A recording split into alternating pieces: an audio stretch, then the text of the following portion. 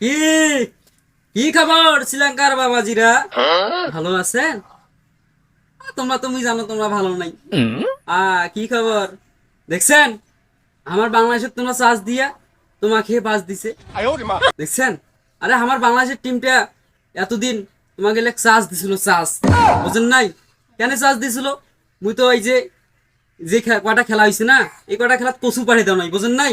তার জন্য তোমাকে চার্জ দিছিল। কাল এক গাড়ি কচু পাঠিয়ে দিছু, এক গাড়ি ভ্যান দিয়ে কচু পাঠিয়ে দিছু, বুঝছেন? এই কচু খেয়া আমার বাংলাদেশের প্লেয়ার গুলা কাল খেলা খেলাইছে। তাহলে দেখেন কোন শক্তি দিয়ে খেলা খেলাইছে।